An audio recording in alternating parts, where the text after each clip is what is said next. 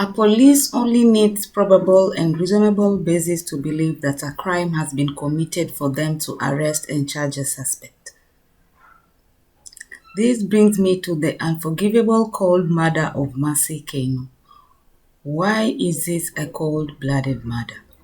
The story, as narrated by local media, is pretty straightforward. The body of Mercy Keino, a former student of the University of Nairobi, was found in the wee hours of the morning along Waiyaki Way. By the time the body was found, it had been run over by several vehicles. It gave the impression that a fatal accident had occurred, but on further investigation, the findings spoke a different story. Tales of the silent. If only they could give us the answers, then we could not have all this speculation. To the parents of Mercy Keino, I do not write this because I understand. There is nothing understanding about a hole that cannot be filled with soil. I am a young man using my tongue to say high fives to dreams not of my fathers. We of my kind sometimes forget about the prayers of our parents. We never know how many times our names come up when they pray. We never know why some parents have to carry fresh pain instead of a new start, because when your child joins college, it's supposed to lead to a new start.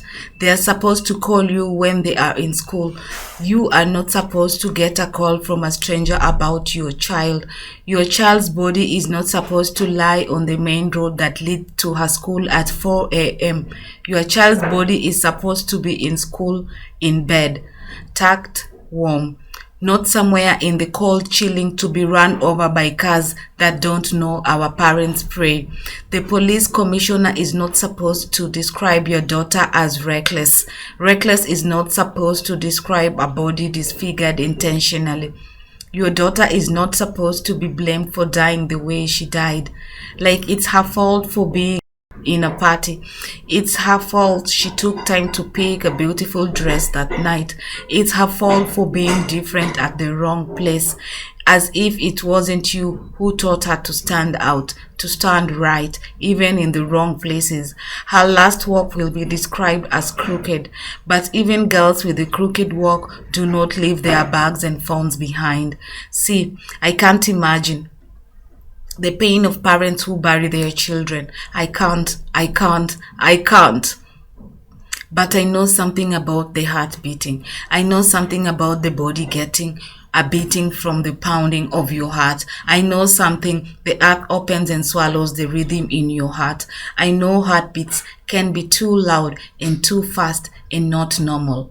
See, politics is a game.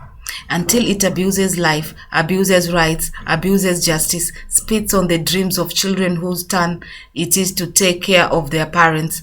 In fact, tell my mother, I am in danger for writing a poem that said we are in danger. I have been told to stay alive. I should be careful of what sentences I let leave my mouth. Some sentences carry death sentence. Some fools do not stop until they put you in a coma, in a coffin. They will bury you with apostrophes even if your death deserves all the question marks. In this poem, reckless is an apostrophe. In this poem, death comes with question marks. In this poem, silence does nothing but keep me alive until it's my turn. In this poem, my anger comes alive because of a dead body, disfigured. I figure a body just like this body. I figure how somebody can make you nobody. What did William Kabogo have to say about Mercy Keino's death? The then Kiambu Governor William Kabogo has denied assaulting former University of Nairobi student Mercy Keino, who was later found dead on a roadside. Mr. Kabogo also denied that he hosted a party at Wasini Luxury Homes in Westlands on June 17, 2011, where Ms. Keino was last seen alive. He told an inquest into the death of Ms. Keino that he did not understand why some witnesses had claimed that he assaulted the student, adding that the idea of bringing up his name might have been politically motivated. It is not true that I assaulted Ms. Keino. and I wonder why someone would make such allegations. The statements are outrageous, and I think the witnesses might have been induced to make them for political reasons to damage my character, said Kabogo. Mr. Kabogo said that although he got annoyed at Miss Keino's behavior, he did not assault her and only held her on the shoulders before asking her friend to take her away. She was quite drunk and started misbehaving and breaking. I stood up, shook her by the shoulders, then tapped her on the face and asked her who brought her in the room. Sorry for the family. She then started making noise, and the people downstairs came and took her away, said Kabogo. I must say that it was very unfortunate that the young lady died. It was very sad for the family to lose a promising girl who was about to graduate, and I do say sorry to them. There was no party. I was not going to meet my friend, and even if there was a party, I would have invited people I know. That was a fabrication since I remember the only people who had a party at the place were celebrating a birthday. He said that after the bar was closed, he went with three ladies to an upper apartment before Miss Keino stormed in while drunk. After Miss Keino was taken out of the room, he added, he spent a few minutes with the ladies before clearing his bill. He then received a call from then Belgut MP Charles Keter informing him of the death. At some point, the former governor William Kabogo was involved in a bitter exchange of words with a follower on Twitter, the now X, over the death of Mercy Keino. Trouble started when the former governor made a comment on the sweetness of a pineapple, when the follower escalated things with a comment on the late Mercy Keino. The tweet identified as Karagu Gadu replied to Kabogo's tweet in the Kikuyu dialect, asking what was sweet between the sexual pleasures he received from Miss Keino and the sweetness of a pineapple. An angry Kabogo, who could not let the matter settle without a response, then told Karagu that he needed to visit his grave because that way his spirit could maybe meet Mercy Keino's and he would know the truth about her death.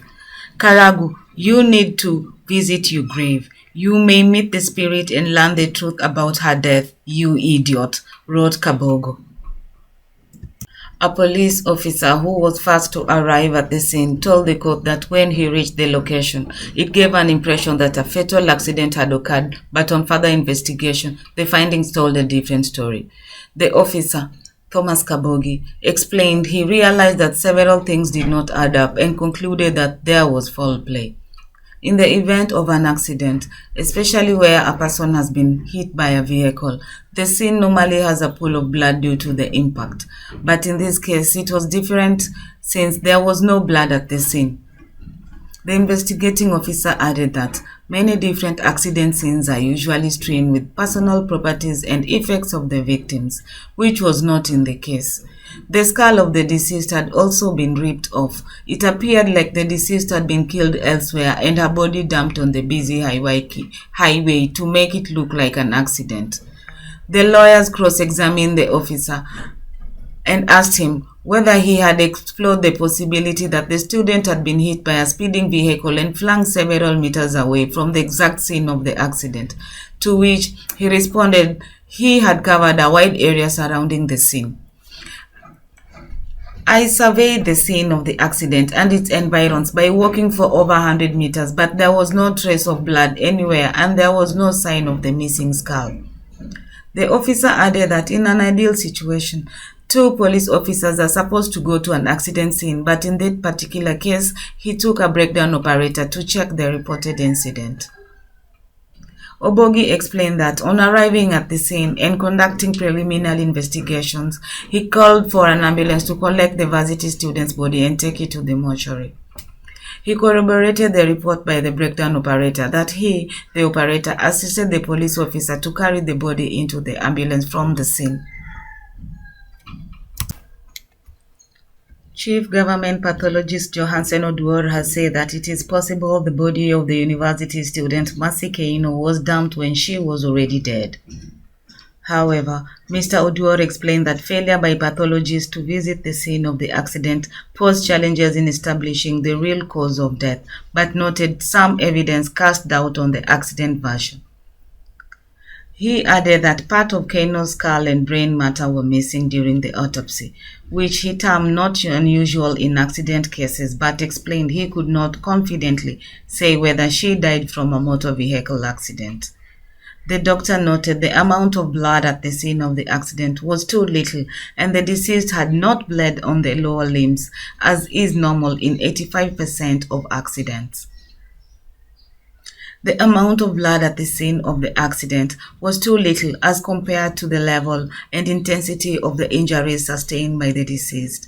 That is what the chief government pathologist said, while being cross-examined by lawyer Cliff Umbeta using pictures taken by investigating officer. The pathologist explained the blood at the scene did not add up to the hit and run theory. In the event that a skull is smashed by a vehicle, the heart continues to beat, and this will lead to splattering of blood at the scene. The human body has over 5 liters of blood, he said.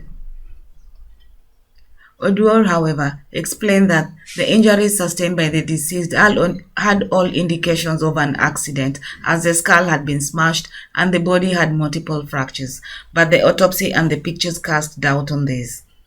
The doctor added that the level of alcohol in the body of the deceased was too high and equated it to 8 bottles of beer and 18 tots of whiskey. I cannot confidently say the deceased was killed elsewhere and her body dumped on the road, or it was a hit and run case. Many changes happen when a body is removed from the scene of accident, and that is why it is important for the pathologist to visit the scene. That is what the government pathologist said. Michael Njenga, who was the 12th witness at the inquiry probing her death, recounted that he saw Mercy running towards his car, waving at him to stop at around 2:30 a.m. This is what he had to say. I was driving shortly after 2 a.m. from a club in Westlands to drop my nephew and his girlfriend. I saw a lady walking towards my car waving at me to stop. I observed her for about 5 seconds. She was wearing a dark spaghetti top. I did not stop. I swerved to avoid her. When he drove back through the same spot shortly after 3 a.m., he told the inquest that he noticed her body lying on the road. I spotted something on the road. I veered off the road. I also spotted a polo car that also swerved. I slowed down and saw a female body laying on the right side. The body was of the lady I had seen waving at me before. Njenga said he then drove to the Parkland police station to report but did not manage to record any statement after he was referred to the traffic department and failed to get an officer to take his statement. The witness, however, could not tell the inquiry the date or the month when he noticed the body, even though he recorded a statement with the police 3 days after Mercy's body was found. He said he did after he learned of the death. During cross-examination, defense lawyer Cliff Umbeta put Njenga on the spot after he said the girl was walking towards his car, while in his statement with the police he said the girl was running. He also contradicted himself after he said he had seen the girl 45 minutes before she was dead, then later changed it to 15 minutes. Umbeta claimed that, according to earlier testimonies, Mercy was still inside Wasini luxury homes at the time that Njenga claimed to have seen her waving at him. Njenga was left in an awkward position after Umbeta ended his question by asking him, "How can we be sure you are not the one who hit the girl?" Another person also who gave out his mind on what he thinks could have happened to Mercy Keino is a renowned lawyer and politician from the country Kenya, Dr. Miguna Miguna. Miguna Miguna had this to say. A beautiful young female university student is invited out by her cousin. They arrive in Westlands late evening and are welcomed by 2 studs who, by all accounts, are either pimps or drug enforcers. They meticulously interview the 2 young women, taking their personal details and identity documents. Could this have been the first clue? At that point, Cautious street smart girls would have started being suspicious, but Mercy is a naive beauty who is eager to have a good time on a Friday evening. So the two pimps or enforcers flag the taxi and takes the girls to a private party. The party is warming up when they arrive. Curiously, the women outnumber men to the ratio of 1 to 3. That could have been clue number 3. Clue number 4 is the age bracket of the girls. All range between 19 and 25, but there is business to discuss with the middle-aged to elderly business suits already seated and others arriving. Could this have been clue number 5? Alcohol is flowing like the Great Nile. Clue number 6. The only wrinkle is that Mercy is a teetotaler, yet alcohol is integral to the execution of the business at hand. Could this have been clue number 7? Although the women outnumbered men, the place is clearly swarming with heavily built security, armed and unarmed. This is the 8th clue. Discussions veer towards the delicate and murky details of transatlantic shipment of precious cargo. Whispers and codes used. Mercy is completely lost and starts getting restless. She wants to leave now. This is the 9th clue.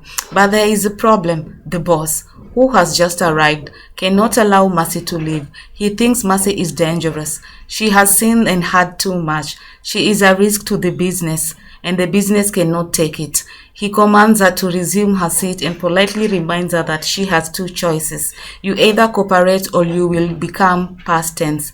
Mercy, naive, dares the boss and attempts to leave. A scuffle ensues and Mercy is forcibly confined. She pretends to relax and engages in small talk. A few minutes later, she suddenly runs towards the exit. The muscled men quickly grab her and force her back inside. Mercy becomes a captive. By this time, she has resolved not to cooperate. Flashing before her is her fiancé and her wedding they had planned for December the same year. I can't do this, she kept screaming. She took fugitive glances at her cousin, who was herself too scared to come to Mercy's aid. Mercy is all alone now. The boss has had enough. He orders his men to feed her. She is forced to drink a cocktail of alcohol and other substances. This could have been clue number 10. The effect was instant. The boss gives a secret signal to his men. The exit suddenly opens for Mercy and she lunges at it. On reaching outside, the men tell her they will call a taxi and escort her home. She refuses, but at this point, she has no options. A sleek Mercedes taxi dutifully arrives within minutes and Mercy is forced inside. What follows after this is well known to the underworld. Rape, torture, strangulation and death. A few minutes later, the body is dumped on the busy Waiyaki Way. Is this clue number 11? Shortly thereafter, the taxi is slowly driven into a hidden warehouse and its number plate removed. It is thoroughly vacuumed inside out and repainted. The number plate is transferred to another sleek Mercedes.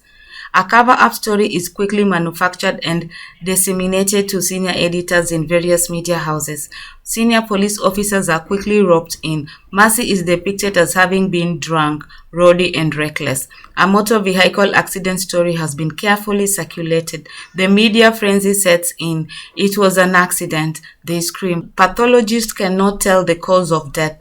That's predictable. The story is lashed onto by the inept and corrupt police and press. The police officers that witnessed the autopsy have been transferred. Could this be clue number 13?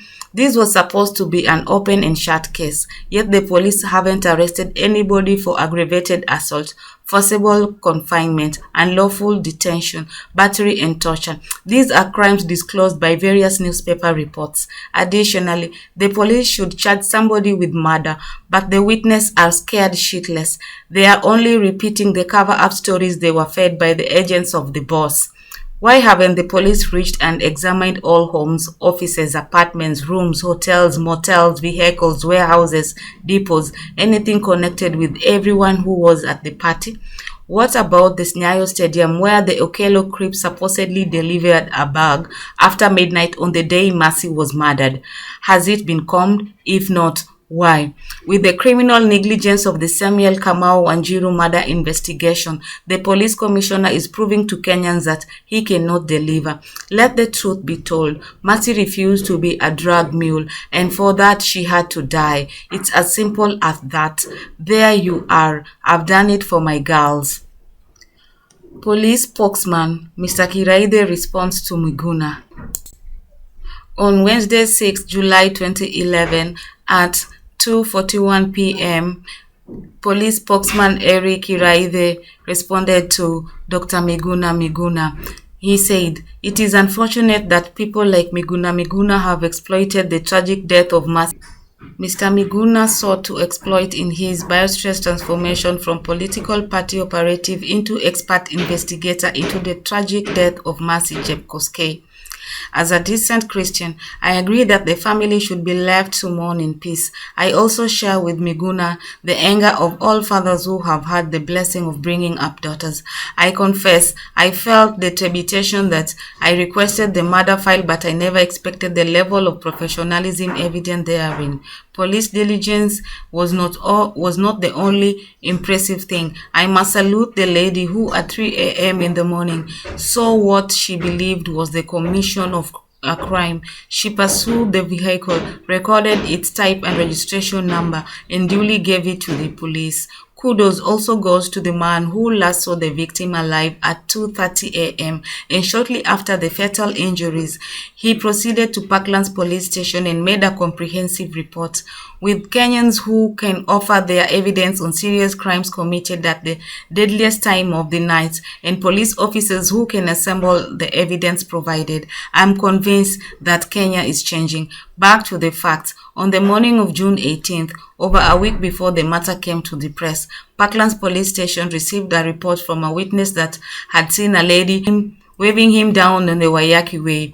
About 30 minutes later, he found that lady had been fatally injured and was lying on the road. He gave all his details and all those in his company. Unlike those who want to paint him as an accomplice to murder, I believe he is a credible witness because criminals never mention more than one witness, as it is next to impossible to catch multiple witnesses.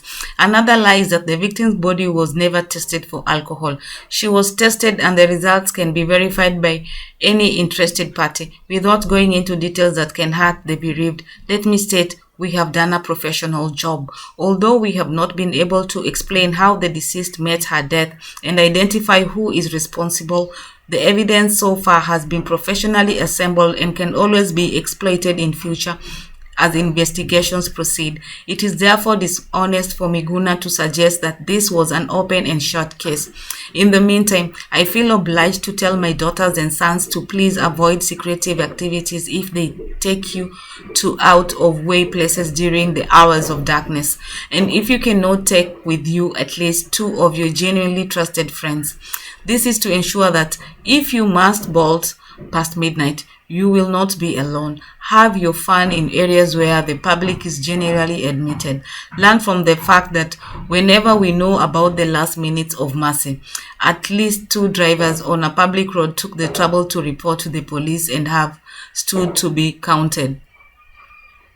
Allow me to revisit the tragic barbaric murder of Mercy Keino. I do so out of moral professional duty. We owe it to Mercy, to our children and the society in general to do everything within our powers to find and publish the perpetrators of this most heinous and cowardly crime. When a cold-blooded criminal takes away the life of an innocent person like Mercy, our silence, fear, and lackadaisical attitude encourages the wrongdoer to continue committing more crimes. In Kenya, it is becoming a culture. As a trained barrister and solicitor, one who takes a keen interest on both investigatory and prosecutory techniques, I would be failing in my responsibility if I shield away from asking tough questions, whereas these haven't been posed or answered. I am not going to be intimidated, threatened, coerced, or soothed into silence by the incompetent, corrupt, docile police. The 45-minute ruling was read in an empty room at Kehanchwa Law Courts in Migori County. Ndwiga heard the proceedings at the Milimani Law Courts in Nairobi, but he was transferred to Kehancha. Director of Public Prosecution Keriako Tobiko ordered a public inquiry to establish how she died after police failed to link any suspect to her death. Ndwiga said the inquest could not establish how she met her death. Evidence showed she was last seen rushing towards busy Waiyaki Way. Possible cause of death has been ruled as fatal hit-and-run road accident. The deceased wandered onto a busy public road in a drunken stupor in the middle of the night and hence may have greatly contributed or may have been the author of her own misfortune, ruled Ndwiga. The judgment said CCTV footage screened in the inquest showed Keino was clearly misbehaving in a drunk, aggressive, and violent manner. The footage showed Keino hitting a guard in the groin when she was restrained from smashing windows, picture frames, and bottles. A witness told the inquest Keino was found in the middle of Waiyaki Way and was pulled to safety, but she ran back to the road. That was the last time she was seen alive. The magistrate said witness number 5 falsely testified that Kabogo slapped, kicked, and trampled on the deceased, which was widely reported in the press, but could not be substantiated via CCTV footage. Some 46 witnesses testified in the inquest, which is formally closed. Her family says they hold the governor morally responsible for what happened to their firstborn child. Mercy's father, Joseph Keino, and his wife, Christine Keino, say though her daughter's death remains a mystery, they believe she would still be alive had she not had a brush with Kabogo. The Director of Public Prosecutions, Keriako Tobiko, had ordered a public inquiry to establish how the journalism master's student was killed on 17 June 2011 after police failed to link suspects to the murder. The inquest was presided over by Magistrate Peter Ndwiga. Speaking to the Nairobian at their Belgut home, Keino said the governor should have taken the initiative to ensure that every guest at the party afterwards got back to their destination safely. Mercy's mother described her as a hard-working and loving girl, but since the inquiry left more questions than answers, they decided to leave the unresolved death to God. Our daughter's case was mishandled. Though the state has closed the case, we know God has not closed it. As mere mortals, we will just keep asking ourselves who killed Mercy until the day we will leave this world. The CCTV footage that was presented as part of evidence during the inquest showed that the deceased was too intoxicated, rowdy, and abrasive. It is unfortunate that instead of our daughter running towards Kabogo for safety, she was instead allegedly fleeing from the governor, who was then a member of parliament. Mercy was found by passers-by on the left lane of Waiyaki Way, about 100 meters from St. Mark's Church in Westlands, Nairobi. Her death was subsequently reported at the Divisional Traffic Police Office, Parklands Police Station, as a traffic offense/fatal accident. For more true crime stories, subscribe to this channel.